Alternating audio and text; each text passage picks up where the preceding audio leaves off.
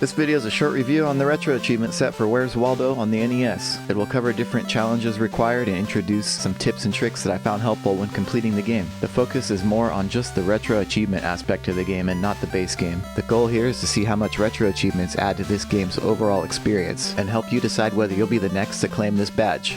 Nice.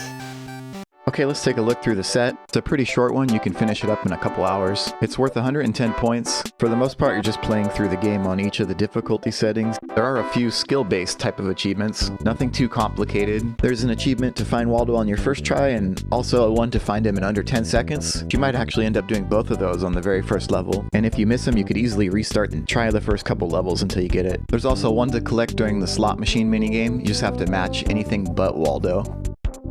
Lastly, there's an achievement to access the special credits screen. A little bit odd, but an easy one to get. You just have to know the key combo.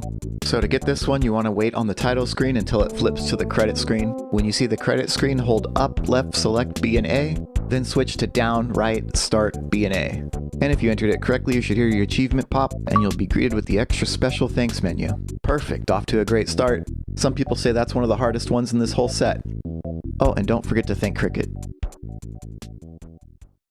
Alright, now that you got your first achievement, let's look at the gameplay and get a couple more. You're mostly just going to be playing through the different scenes, searching for Waldo as you expect. This sounds easy, but it gets quite tricky at times. To begin with, Waldo's only made up of about 60 pixels, and as you go through the game, they'll change the color palette and hide him behind objects. Sometimes they change him up so much he's almost unrecognizable. The trick to it is to target his head when you find him. You actually don't get credit if his head's not inside of the cursor. I'm also pretty sure all you need to have is his head. You don't have to have the whole body. Sometimes it's too hard to get his whole body inside the cursor anyway, because it gets smaller and smaller with the difficulty levels. You also don't want to waste any of your precious time trying to line it up perfectly, so if you got his head inside, just select it. You'll get a feel for it pretty quickly. Every once in a while you might get caught up on just one of those scenes, but in general, the biggest trouble is going to be in the subway. The subway is definitely the #1 place that will end your run. You're supposed to collect the glasses and pick up Waldo and then navigate to the very end tile. The problem is you'll end up getting mugged on the way. Well, I guess he's actually a wizard, but not a good wizard. I'm not too sure about all the Waldo lore, but I guess he's some kind of nemesis. All you need to know is that if he lands on you on hard mode, he'll instantly deplete your timer, but you'll learn that pretty quick. In fact, you'll learn it over and over again.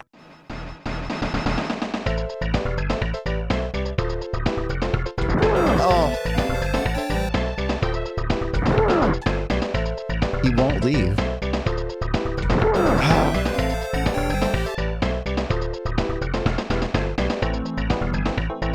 Can we go down there? Oh my god, he jumps on it. Basically, having a successful run and finishing this game on hard comes down to how well you can complete the subway.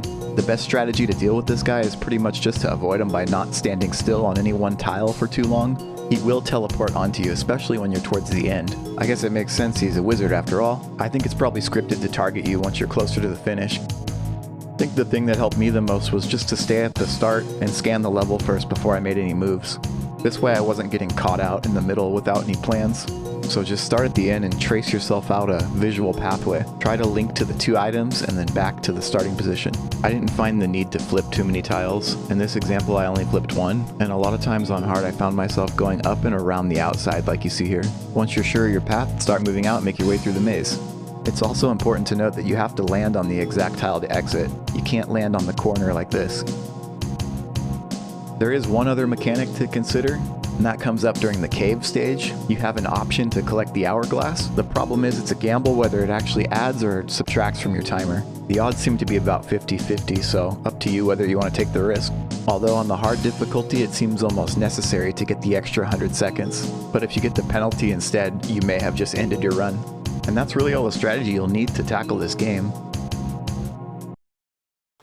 Okay, now let's take a look, see how it all adds up. The Chivos in this game aren't terribly difficult. It really only came down to beating the subway on hard. I'd call it a 2 out of 10 for difficulty.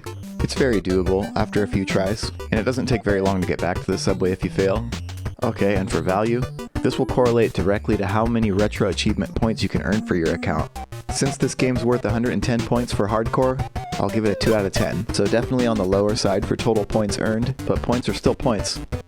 And as far as added fun, and remember this is for what the retro achievement portion actually brings to the game, I'd say it earns a 3 out of 10. This is because we weren't doing much besides playing through the game on each of the difficulty settings, but there was the one achievement to get into the special credits screen, and I think it's just neat when retro achievement sets push you to discover every nuance and feature in a game. And for time, since my playthrough was finished in under 2 hours, we'll give it a, 2 out of 10. I really did enjoy my playthrough of this one, and I also appreciate all the people out there making these retro achievement sets. I don't think I would have been motivated to go back and even try this game without it. And that's it. Thank you for watching. Hope it helped you in some way. I'll be checking the website for your name on the Masters list. Only 116 people hold the badge at the time this video was made, so let's see if we can get the numbers up.